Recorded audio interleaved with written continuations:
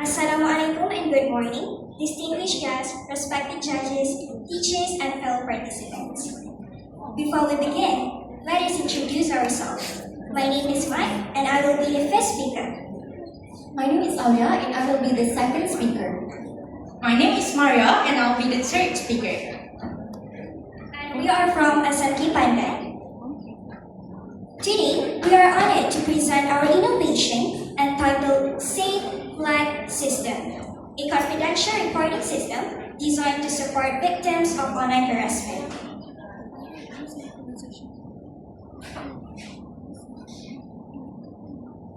Imagine this.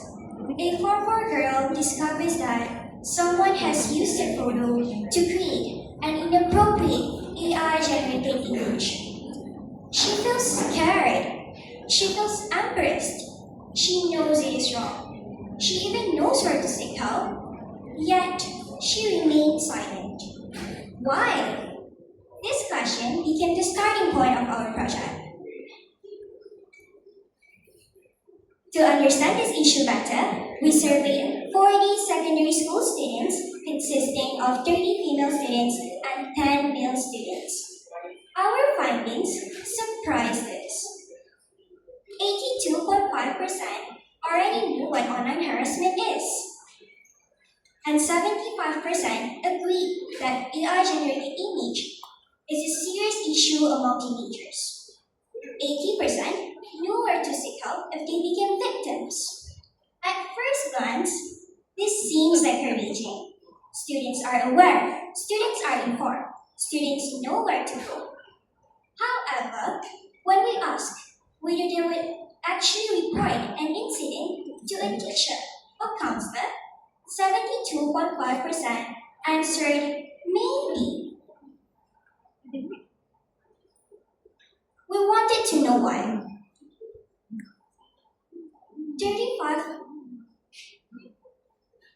35% stated that they feared their information would not remain confidential. Another 35% feared retaliation.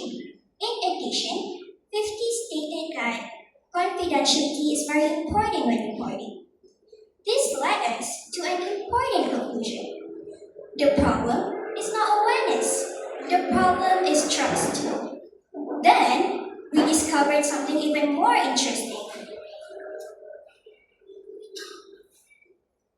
42.5% of students said they would talk to their best friend first, and 75.5% said they would help a friend seek support if they became a victim. At that moment, we realized something. Students may not trust the reporting system, but they trust their friends. This insight became the starting point of our innovation. Now, I would like to pass to Aulia to dig deeper about our safe flight system. Many reporting systems start with a victim reporting to an adult. However, our survey suggests that is not how students behave in reality. In reality, students will usually talk to a trusted friend first. Therefore, instead of forcing students to follow a pathway they are not comfortable with, we designed a pathway that reflects what actually happens. We call it the Safe Flag Trust Network. The journey begins with a trusted friend. When a victim experiences online harassment, they can first confide in someone they trust. The friend can then connect them to a Safe Flag ambassador. Safe Flag ambassadors are specially trained students who learn 3 important skills: confidentiality, empathy, and referral procedures. Their role is not to investigate, their role is to just listen, support, and guide. Next comes confidential reporting. The victims can choose reporting options that makes them feel safest. They may talk to a trusted teacher, they may talk to a counselor, or they may submit a report anonymously through a Safe Flag box. This flexibility empowers students and gives them control over their reporting journey. Lastly, comes the reports are handled by the school response team consisting counselors, trusted teachers, and administrators.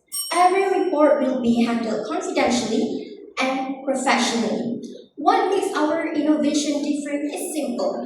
We are not asking the students to trust the system first. We are using the trust they already have in their friend to connect them to the help they need. That is why we call it the Safe Flag Trust Network. Now I will pass to my partner, Maria, to explain furthermore about the implementation and the impact of the Safe Flag Trust Network. Ladies and gentlemen, a vision without an action is just a dream. A good innovation should not only be effective, it should also be practical. The Safe Flag Trust Network can be implemented in any secondary schools at minimal cost. To the next slide, please. We didn't just build blueprints on papers. We built pathways to safety. And this pathway is paved in 4 precise steps. Step 1. Selecting and training Safe Flag ambassadors. Step 2. Conducting awareness programs so students understand the reporting pathway. Step 3. Placing Safe Flag boxes in strategic locations around the school. And steps 4. Establishing a school response team to ensure every report receives proper support and follow-up. The expected key outcomes are clear. To the next slide, please. More students will feel confident in reporting incidents. More victims will receive support. Fear of retaliation will decrease. And schools will become safer spaces for everyone. Before we end, we would like to return to the question that we asked at the very beginning. To the next slide, please. Why did students stay silent? Our survey revealed that students do not stay silent because they are unaware. They do not stay silent because they do not know where to seek help. They stay silent because they are afraid. Afraid that their identity will be exposed. Afraid that nobody will believe them. Afraid that reporting will make things worse. But ladies and gentlemen, silence is not a solution. Fear should never be the norm in our halls of education. Because no matter what language we speak, there is one that is universally understood. And that is the language of the heart. So to anybody out there listening, please wake up. Do not let the shadows consume you. Please seek help. And most importantly, do not be afraid. Because this is where the Safe Flag Trust Network steps in. We transform fear into action, trust into support, harassment and silence into a pathway for help. Because no student, absolutely no one, should suffer alone. Thank you.